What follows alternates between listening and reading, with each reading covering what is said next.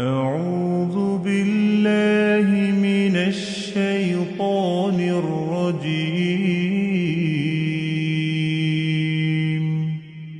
بسم الله الرحمن الرحيم. الرحمن علم القرآن خلق الإنسان علمه البيان. الشمس والقمر بحسبان والنجم والشجر يسجدان والسماء رفعها ووضع الميزان ألا تطغوا في الميزان وأقيموا الوزن بالقسط ولا تخسروا الميزان. والأرض وضعها للأنام فيها فاكهة والنخل ذات الأكمام والحب ذو العصف والريحان. فبأي آلاء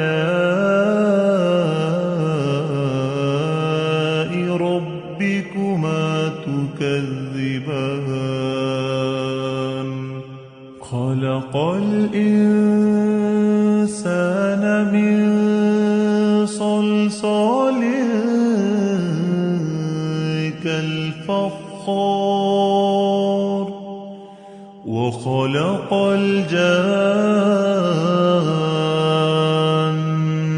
من مارج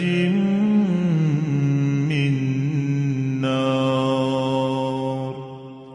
فبأي آلاء ربكما تكذبان. رب المشرقين ورب المغربين. فبأي آلاء ربكما تكذبان. مرج البحرين يلتقيان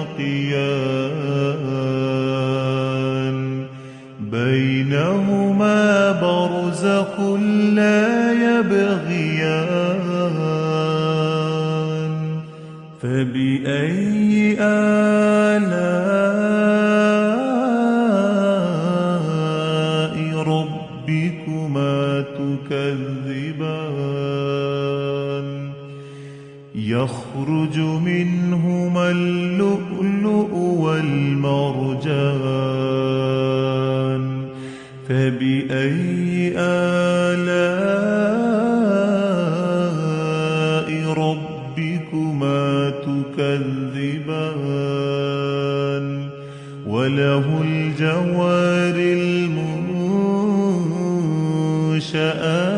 في البحر كالأعلام.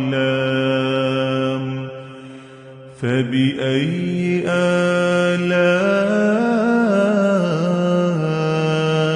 ربكما تكذبان. كل من عليها فان ويبقى وجه ربك ذو الجلال والإكرام. فبأي آلاء ربكما تكذبان. يسأله من في السماوات والأرض كل يوم هو في شأن فبأي آلاء ربكما تكذبان سنفرغ لكم أيها الثقلان فبأي آلاء ربكما تكذبان يا معشر الجن والإنس إن استطعتم أن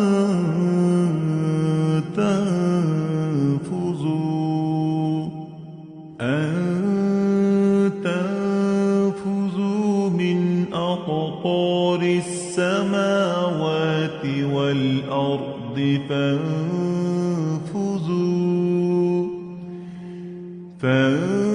فانفذوا لا تنفذون إلا بسلطان فبأي آلاء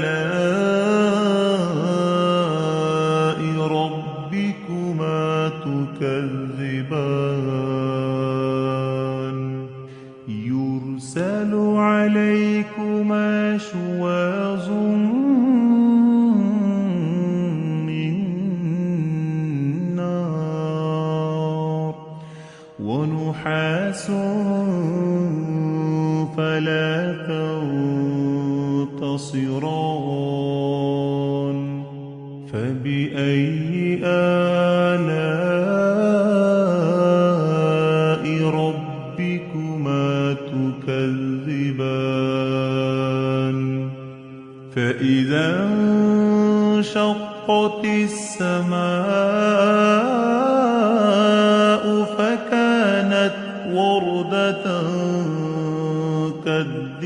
كالدهان فبأي آلاء ربكما تكذبان فيومئذ لا يسأل عن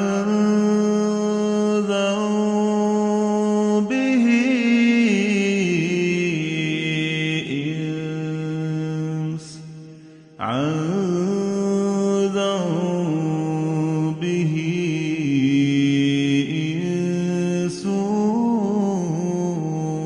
ولا جان فبأي آلاء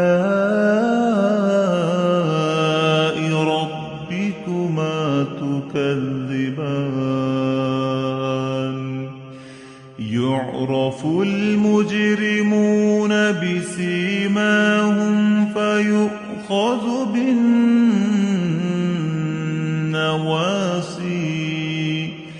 فيؤخذ بالنواصي والأقدام فبأي آلاء ربكما تكذبان هذه جهنم التي يكذب بها المجرمون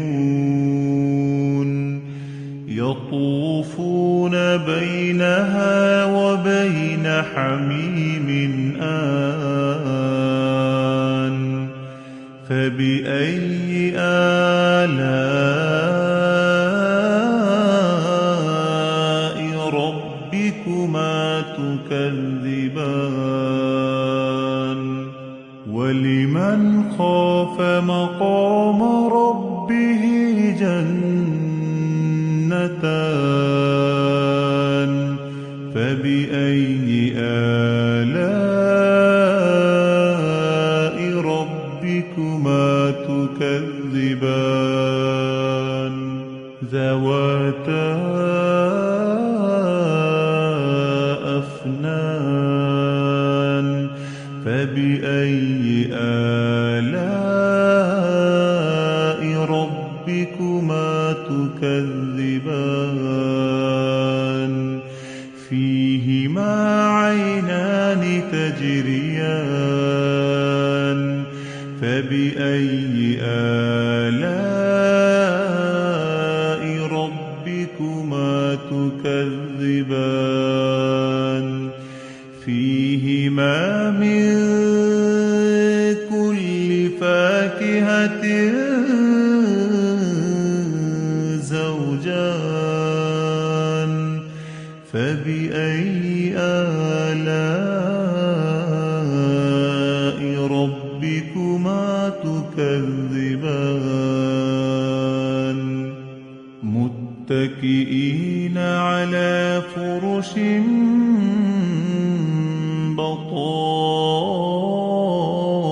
بطائنها من استبرق وجنى الجنتين دان فبأي آلاء ربكما تكذبان فيهن قاصرات الطرف لم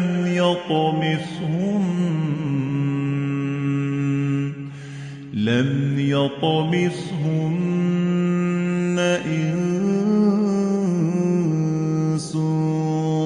قبلهم ولا جان فبأي آلاء ربكما تكذبان كأنهن الياقوت والمرجان فبأي آلاء ربكما تكذبان هل جزاء الإحسان إلا الإحسان فبأي آلاء ربكما تكذبان ومن دونهما جنتان فبأي آلاء ربكما تكذبان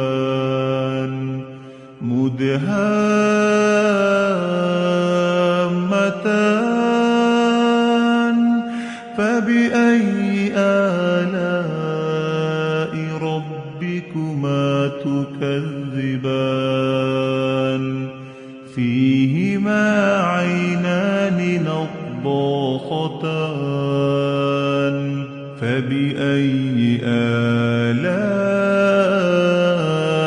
ربكما تكذبان فيهما فاكهة